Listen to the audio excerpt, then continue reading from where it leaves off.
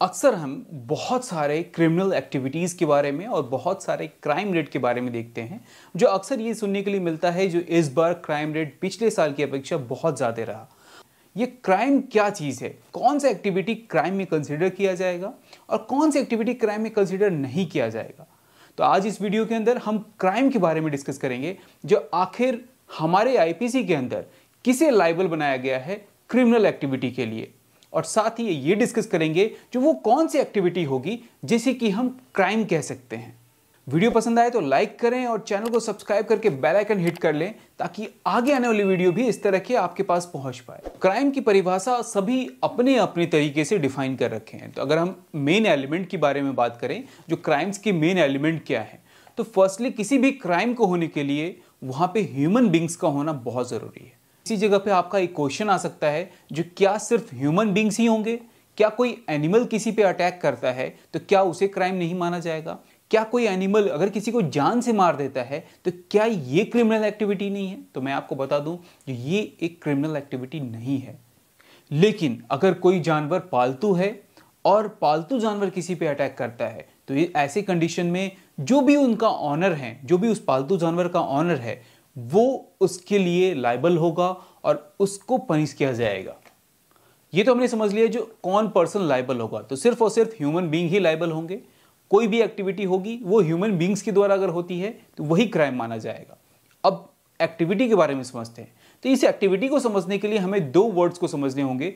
First है हमारा mains रिया और सेकेंड है हमारा एक्टस रियस। इन दो वर्ड्स को हमें समझना है। ये दो वर्ड्स काफी टफ आपको दिखने में लग रहा होगा, लेकिन मैं आपको इसका जनरल मीनिंग, एक सिंपल मीनिंग समझाता हूं। मेंस रिया का मतलब होता है गिल्टी इंटेंशन और एक्टस रियस का मतलब होता है गिल्टी एक्शन।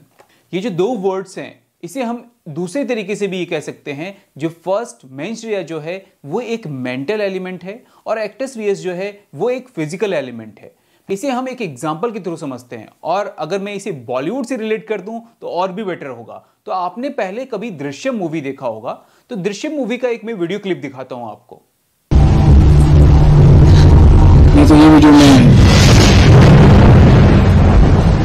ऑनलाइन डाल दूंगा।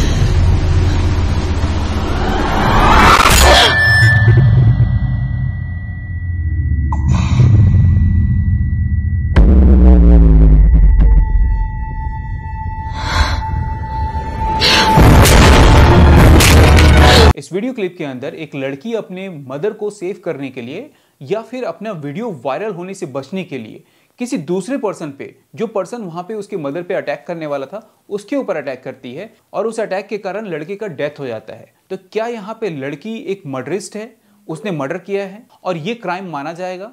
यहाँ पे एक्शन तो गलत रहा, जो उसने एक डंडे से लेकर के उस लड़की के ऊपर प्रहार किया, लेकिन उसका इंटेंशन उसको जान से मारना नहीं था। तो इसलिए यहाँ पे गिल्टी एक्शन तो हुआ, लेकिन यहाँ पे गिल्टी इंटेंशन नहीं था। और अगर ये दोनों एलिमेंट्स अगर पूरे नहीं होते हैं तो यहाँ इसे क्राइम नहीं माना जाएगा।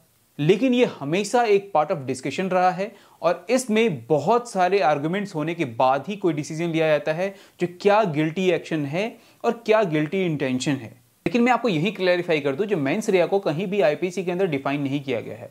मेंस रिया को ही डिनोट करने के लिए कुछ वर्ड्स यूज किए गए हैं जो कि आईपीसी के अंदर मेंशन किया गया है, जैसे कि आपका वॉलंटरली, फ्रॉडुलेंटली, डिसऑनेस्टी, इंटेंशनली, करप्टली, इसी तरह के कुछ वर्ड्स यूज किए गए हैं जिसके द्वारा मेंस रिया को डिफाइन किया गया है। लेकिन हमारे आईपीसी के अंदर कुछ ऑफेंसेस ऐसे भी हैं जहां मेंस रिया को इररिलेवेंट माना गया है, जैसे कि वेगिंग वॉर, सेडेशन, किडनैपिंग। इस तरह के ऑफेंसेस में मेंस रिया को इररिलेवेंट माना गया है। हमारा लास्ट एलिमेंट है इंजरी टू ह्यूमन बीइंग, मतलब किसी भी पर्सन को। तो फर्स्टली क्या था हमारा, जो कोई ह्यूमन बीइंग होना चाहिए, क्या होना चाहिए उसका, गिल्टी इंटेंशन होना चाहिए, साथ ही गिल्टी एक्शन भी होना चाहिए, और उसके साथ ही जो किसी ह्यूमन बीइंग पे ही ये एक्शन होना चाहिए, तभी इसे क्राइम माना जाएगा। ये किसी भी ह्यूमन को अगर इंजरी कर रहे हैं तो इंजरी को डिफाइन किया गया है आईपीसी की सेक्शन 44 के अंदर, जिसमें कि चाहे वो किसी भी ह्यूमन के बॉडी पे हो, या उनके रेपुटेशन पे हो, या उसकी प्रॉपर्टी पे हो, या फिर उनके माइंड पे हो, किसी भी तरह से उनकी इंजरी होती है, चाहे वो फिजिकली हो या मेंटली हो, या किसी भी तरह से अगर उनको इंजर्ड किया जाता है, उनको तकलीफ पहुंचाया जाता है, तो ऐसे केसेस में इसे क्राइम माना जाएगा। तो ये चार एलिमेंट थे जिसके थ्रू क्राइम को डिफाइन किया गया है, जो ये क्राइम के पैटर्न हो सकते हैं। वीडियो पसंद आए तो वीडियो को लाइक करके चैनल को अभी सब्सक्राइब कर लेना, ताकि आगे आने वाली वीडियो भी आप तक पहुंच पाए। Thank you so much. जय हिंद, जय भारत।